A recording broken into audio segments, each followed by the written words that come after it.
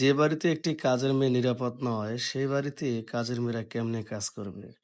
এই কাজের মেয়ে আজকেও বুঝতে পারেনি যে আজকে হবে তার শেষ দিন এবং আজকে যে লোকগুলোকে এতটা বিশ্বাস করে, সেই লোকগুলোর দ্বারায় তার আজকে এত বড় একটা ক্ষতি হবে। দেখেন সাহেব অফিস থেকে এসেছে আর তার জন্য তড়িঘড়ি করে ঘরের দরজা খুলে দিল এবং সোফায় বসতে দিল এবং সেই সাথে সাহেবের যে ব্যাগটি, সেই ব্যাগটি সে রেখে দিল এবং বলতেছে, "সাহেব আপনি কি খাবেন?" তখন সে বলতেছে, "কিছু না, আমার জন্য ১ গ্লাস কুসুম, কুসুম গরম পানি নিয়ে আয়।"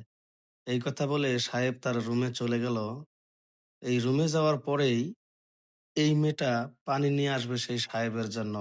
আর এইদিকে দেখেন সাহেবে এমন একটি কাজ করবে এই মেয়েটা কিন্তু ভাবতেও পারেনি। এখন মেয়েটা এসে ডাকতেছে, "সাহেব আমি কি আসতে পারি?" এখন সাহেব বলতেছে, "চলে আয়।" এখনো কিন্তু এই মেয়েটা জানতো না যে তার সাহেব তার সাথে কি করবে।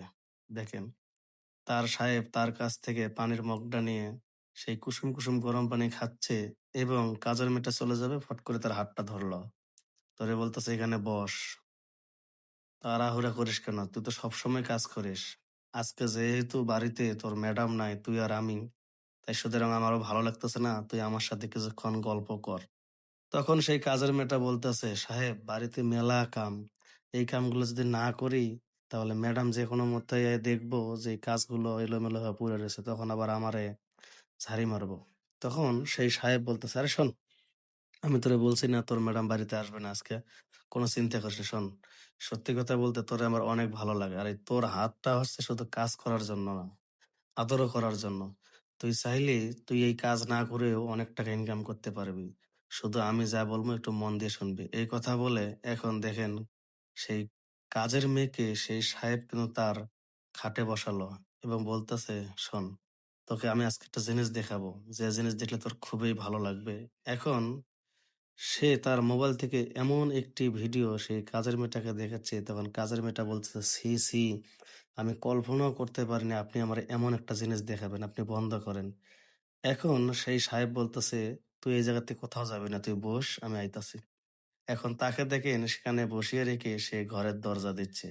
এখন কিন্তু আর বোঝার বাকি নাই যে সেই সাহেব মানে কিসের জন্য ঘরের দরজাটা দিল। ভাই প্লিজ, ভাই প্লিজ ভিডিওটা বেশি আকারে শেয়ার করবেন। তাহলে এই ধরনের সাহেব হায়নারূপী যে মানুষগুলো আছে তাদের থেকে সাবধান হবে এইরকম কাজের অসহায় মেয়েরা। তারা কতটা কষ্ট করে মানুষের বাড়িতে কাজ করে দুটো পেটের ভাতের জন্য। আর অথচ সেই সাহেবরা তাদেরকে তাদের সামগ্রী এবং তাদের খাবার মনে করে। দেখেন এখন এই মেয়েটা কি করতেছে, এখান থেকে দরজা খুলে দৌড় দিয়ে আরেক রুমে চলে গিয়েছে। এই হায়নারূপী মানুষটাও কিন্তু তার পিছে, পিছে গিয়েছে। যা দেখে যে সে দরজা লাগিয়ে দিছে। তো অনেকক্ষণ টোকাটুকি করতেছে, দরজা খুলতেছে না। সে এখন কি করবে ভেবে পাচ্ছে না। ভাই এইজন্য বলি ভাই প্লিজ ভিডিওটা শেয়ার করে দিবেন। আর এই ধরনের লোকের কি শাস্তি হওয়া উচিত অবশ্যই কমেন্টস করে জানাবেন। আর আপনারা যারা মানুষের বাড়িতে কাজে যান যে ভাই-বোনেরা তাদেরকে আমি বলব অবশ্যই সেই লোকগুলাকে একটু জাস্টিফাই করবেন যে আসলে লোকগুলা মানুষরূপী শয়তান না তারা ভালো। তো আমি আসলে বেশি কথা বলতে পারছি না ভাই। কারণ মানে আমি কল্পনা করতে পারিনি যে এইরকম ভিডিওতে ভয়েস দিতে হবে বা এইরকম ভিডিও চোখের সামনে আসবে যে ভিডিওগুলো দেখলে খুবই কষ্টদায়ক, বেদনাদায়ক। এখন সে নিজে, নিজে এসে মাপ চাচ্ছে। ভিডিওটা ভালো লাগলে শেয়ার দিবেন। আল্লাহ হাফেজ।